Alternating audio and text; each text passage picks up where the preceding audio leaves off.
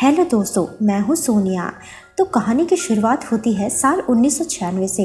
Mexico की गुफाओं में एक अमेरिकन रिसर्च टीम एक अनजान जानवर के सबूत ढूंढ रहे थे। इन गुफाओं की दीवारों पर उन्हें चिन्ह मिलते हैं। ये एक ऐसे चिन्ह हैं जो उस जानवर के होने का सबूत देते हैं। ये खोज एक अमेरिकन वैज्ञानिक रिचर्ड विंडिंज कर रहा था। वो बाहर अपने टेंट में था, तभी उसका एक वर्कर भागकर चिल्लाते हुए आता है और वो ये कहता है कि हमें वो जानवर मिल गया, आप बिल्कुल सही थे। ये सुनते ही रिचर्ड गुफाओं की ओर चला जाता है और उनके सामने था वो जानवर जिसे स्पेनिश में छुपा हुआ कबरा कहते हैं। देखने में तो ये बहुत छोटा लग रहा था, लेकिन सच तो यही था कि ये एक बच्चा था।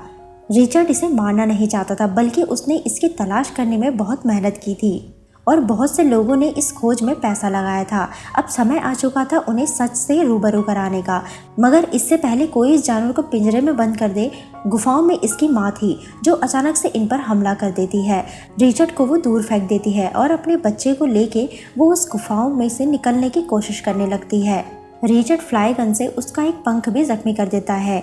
ये जानवर कुछ टाइगर की तरह लग रहा था, मगर इसके पर भी नहीं थे और ये उड़ भी नहीं सकता था, क्योंकि रिचर्ड ने उसका एक पंख भी जख्मी कर दिया था। इसीलिए उसे उड़ने में मुश्किल हो रही थी और ये लोग इसे हर हाल में पकड़ना चाहते थे। ये अपने गाड़ियों में इसका पीछा करते हैं। ये जानवर बहुत होशियार था। फिर सड़क पार करते समय ये एक गाड़ी से टकरा जाता है। बच्चे को कुछ नहीं होता, मगर माँ जख्मी हो जाती है। जब ये लोग इस जानवर का पीछा नहीं छोड़ रहे थे तो माँ अपने बच्चे को इस जगह पर छुपा देती है और खुद उन दोनों इंसानों का ध्यान अपनी तरफ आकर्षित करने लगती है और उनका ध्यान आकर्षित करके उन्हें किसी और दिशा में ले जाती है। रिचर्ड कामयाबी के करीब पहुंच चुका था, मगर अभी तक उसने ये बात साबित नहीं किया। उसे एक नाखून मिलता है और फिर सीन शिफ्ट होता है कैंसर शहर पर, जहां हमें एलेक्स दिखाया जाता है। एलेक्स स्कूल में था और एक लड़का उसे परेशान कर रहा था। एलेक्स ज़्यादा खुश नहीं लग रहा था। घर आने के बाद उसका अपनी माँ से भी झगड़ा हो जाता है, क्योंकि एलेक्स को ना तो स्पेनिश पसंद थी और ना ही मैक्सिको, और शायद यही वजह है बाकी बच्चे उसे परेशान किया करते थे। एलेक्स के पिता कैंसर से मर गए थे, इसीलिए एलेक्स बहुत अकेला था। अब उसकी माँ चाहती थी कि वो मैक्सिको जाए, वहाँ कुछ दिन बिताए और अपने परिवार को जान ले, क्योंकि एलेक्स आज से पहले वहाँ नहीं गया था। ना चाहते हुए भी एलेक्स को वहाँ जाना पड़ा। एयरपोर्ट पर उसके दादा उसे लेने आते हैं, जो काफ़ी मजाकिया थे। फिर एलेक्स भी पहली बार उनसे मिल रहा था, इसीलिए वो इतना खुश नहीं था। एलेक्स के दादाजी का नाम डेमियन है। रास्ते में डेमियन को पता चलता है कि अपने पिता को खोने पर एलेक्स बहुत उदास रहता है और उसे स्पेनिश में नहीं आती। असल में उसने सीखा ही नहीं। डेमियन गांव में रहता था। वो एलेक्स को कहता है कि तुम्हारे कजन्स भी आए हैं जो तुम्हारे साथ समय बिता सके। घर आने के बाद पहले एलेक्स की मुलाकात नियमों से होती है, जिसे सिर्फ स्पेनिश ही आती थी, और वो एक मास्क पहनता था जैसे वो किसी सुपर हीरो को फेल कर रहा हो। मगर जल्द ही हम जान पाते हैं कि असल में डेमियन एक रेसलर हुआ करता था, वो भी काफ़ी फेमस। एलेक्स की कज़न लूना भी यहाँ आई थी। एक घर में पुराने मार्क्स थे और कॉस्ट्यूम भी थी। पुरानी फ़ोटो देखकर एलेक्स को ये पता चलता है कि असल में उसके दादाजी किसी ज़माने की काफ़ी मशहूर रेसलर हुआ करते थे। उन्होंने कई फोर्स जीते हैं, मगर फिर एक दिन फाइट्स के दौरान उसके दुश्मन ने उसे रिंग से बाहर फेंक दिया था। डेमियन के सर पर काफ़ी चोट आई। 1 महीने तक वो कोमा में पड़ा रहा। उसका रेसलिंग करियर तो हमेशा के लिए ख़त्म हो गया था और उसके दिमाग पर भी असर पड़ा था। अक्सर वो बातें भूल जाते हैं। ये सब जानकर एलेक्स अपने दादाजी की काफ़ी रिस्पेक्ट करने लगा। उस रात एलेक्स को नींद नहीं आती। वो खिड़की से बाहर झांक रहा था, तभी उसे डेमियन दिखा जो फार्म की तरफ जा रहा था। एलेक्स को उस पर शक हो गया, इसीलिए वो भी चुपके से उसके पीछे चला गया। उसके दादाजी वहाँ बैठ जाते हैं, एक म्यूज़िक बॉक्स हाथ में लेते हैं और किसी का इंतज़ार करते हैं। एलेक्स बाहर ही खड़ा था, तभी उसे एक चीज़ नज़र आती है। डर के मारे वो चिल्लाने लगा। डेमियन उसके पास आता है, बच्चे भी जाग जाते हैं। इसके बाद सच में झाड़ियों के पीछे कोई खतरनाक जानवर निकलता है। वहाँ से निकलता है खरगोश, जिसे देखकर उसके कज़न्स एलेक्स का मजाक उड़ाने लगे।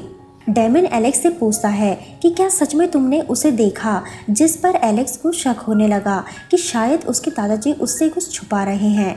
वहाँ रिचर्ड को भी इन्वेस्ट की तरफ से वार्निंग मिल चुकी थी कि अगर उसने जल्द ही कुछ नहीं दिखाया तो उसका प्रोजेक्ट हमेशा के लिए बंद किया जाएगा।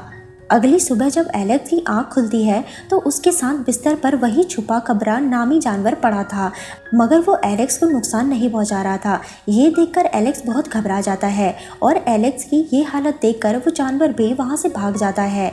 बाहर ही लूना बैठी थी, मगर उसने हेडफोन लगाए थे, इसीलिए उसने कुछ नहीं सुना। एलेक्स भी खुद को पागल साबित नहीं करना चाहता था, इसीलिए इस बारे में उसने उससे कोई भी बात नहीं की। लूना बताती है कि दादाजी गायब हैं, अब हमें उन्हें ढूंढना चाहिए।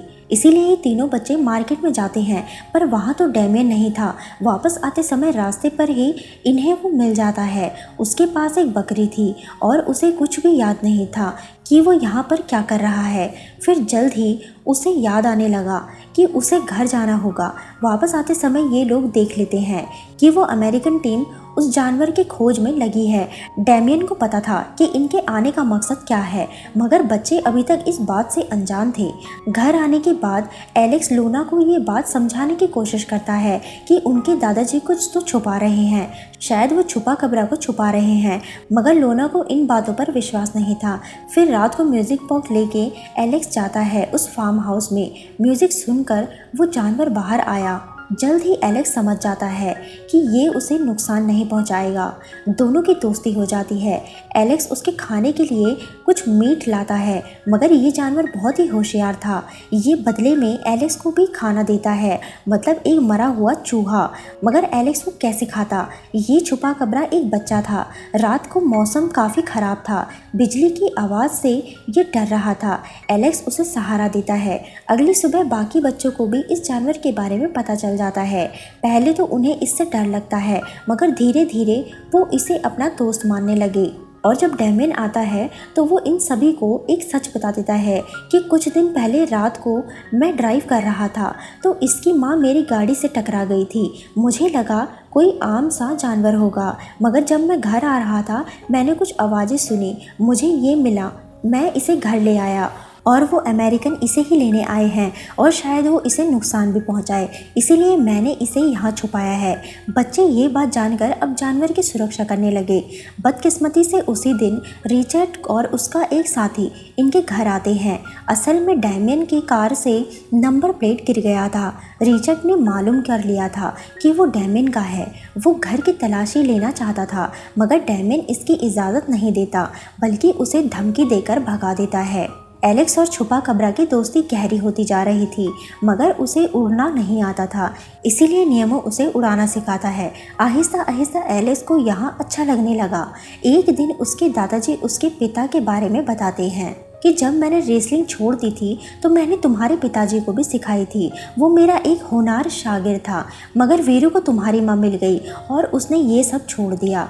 अपने पिता की बातें सुनने पर एलेक्स को अच्छा नहीं लग रहा था। ये देखकर डेमियन समझ जाता है कि एलेक्स के अंदर बहुत गुस्सा है। उसे सबक सिखाने के लिए वो उससे कुश्ती लड़ता है। वो जानता था कि शायद इससे वो अपना गुस्सा बाहर निकाल सके, मगर एलेक्स उसकी बात नहीं मान रहा था। अंत में जब उसे हद से ज़्यादा गुस्सा आने लगा, धक्का देकर वो अपने दादाजी को रिंग से बाहर धकेल देता है, जिससे वो गिर जाते हैं और बेहोश हो जाते हैं। डॉक्टर को बुलाया जाता है। कुछ समय के लिए उसकी याददाश्त जा चुकी थी। उसी दिन रिचर्ड आता है, जो फार्म हाउस में छुपा को ले जाने वाला था। वो उसे बेहोश कर देता है। बच्चे कोशिश करते हैं उसे बचाने की, मगर वो उसे नहीं रोक पा रहे थे। तभी एलेक्स आता है अपने दादाजी के पास और उन्हें जगाता है और कहता है कि आपको छुपा को बचाना होगा। लेकिन दादाजी की तो याददाश्त जा चुकी थी, इसीलिए उन्हें कुछ भी याद नहीं था। एलेक्स दिमाग चलाता है और उससे कहता है कि आपका दुश्मन यहाँ आ चुका है, जिसने आपको रिंग से बाहर फेंक दिया था। डेमियन जल्दी से अपना मास्क और कैप पहन लेता है और बाहर जाकर रिचर्ड से दो हाथ करता है। डेमियन एक पहलवान था, इसीलिए बच्चे और डेमियन रिचर्ड की कार चुराकर वहां से भाग जाते हैं। रिचर्ड अपनी टीम को खबर करता है। असल में ये लोग उस जानवर को अपने घर पहुंचाना चाहते हैं। एलेक्स डेमियन से पूछता है कि आपने इसकी मां को किस दिशा में जाते हुए देखा था ताकि ये लोग इसे वहां ले जाएं, मगर उसे सही से कुछ भी याद नहीं था। जब वो जानवर कार से बाहर आता है तो वो एक तरफ जाने लगा, जिससे ये लोग समझ गए कि ये अपने घर का रास्ता जानता है। चलते चलते एलेक्स और चूबा एक गहरी खाई के करीब पहुंच जाते हैं। उसे उड़ना नहीं आता था, इसीलिए वो एक पाइप के सहारे आगे जाने लगा। इतने में एक टाइगर आता है एलेक्स पे हमला करने। तभी एलेक्स उस पाइप पर चढ़ जाता है। उसे बचाने के लिए डैमियन तो पहुंच गया, वो उस टाइगर को भगा देता है, मगर वापस आते समय एलेक्स का वो पाइप टूट जाता है तो वो गिरने लगता है। मगर जूबा मदद करने के लिए आता है। अब उसने उड़ना सीख लिया था, अपने दोस्त की मदद करता है, उनकी जान बचाता है। सभी एक साथ थे। तभी रिचर्ड वहां पहुंच गया। वो उस जानवर को बेहोश कर देता है और बाकी सबको धमकाता है कि पीछे हटो। इस बार डैमियन और बच्चे मजबूर थे। रिचर्ड उस बेहोश जानवर को गाड़ी में रख देता है और जैसे ही वो यहाँ से जाने लगा, उस छोटे जानवर की मदद के लिए पूरा का पूरा परिवार पहुँच जाता है। वो रिचर्ड की गाड़ी को तोड़ने लगे। डैमियन और बच्चे ये सब देख रहे थे। रिचर्ड छोटे जानवर को हाथ में लेता है और बाकी जानवरों को डराने लगा, मगर तभी डैमियन आता है और रिचर्ड से छुपा को छुड़ा लेता है। आखिर में रेसलिंग का एक दांव से वो उसे वहीं बेहोश कर देता है। वो छोटा जानवर अपनी माता पिता को मिल गया। एलेक्स उसे अलविदा कहता है और दोनों अपनी अपनी दुनिया में लौट जाते हैं। कुछ दिन बाद एलेक्स को अपने घर आना था। वो अपने कज़न्स के साथ बहुत खुश था। उसने उनके साथ अच्छा समय बिताया।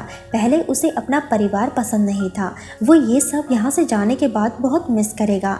डैमियन जैसे उसे सब कुछ सिखाना चाहता था, वो वैसा सीख गया। अंत में ये दोनों एक दूसरे को गुड बाय कहते हैं और एलेक्स अपने घर कैंसस खुशी खुशी वापस आ जाता है। हाँ, वो जानवर अभी भी उसका पीछा नहीं छोड़ रहा था। आसमान में वो उसे अपनी एक झलक जरूर दिखाता है और यहीं पर होता है इस फिल्म का दी एंड। तो दोस्तों, उम्मीद है वीडियो आपको पसंद आई होगी। तो वीडियो को लाइक करके चैनल को सब्सक्राइब ज़रूर करना। मिलते हैं अगली वीडियो में, तब तक के लिए टेक केयर।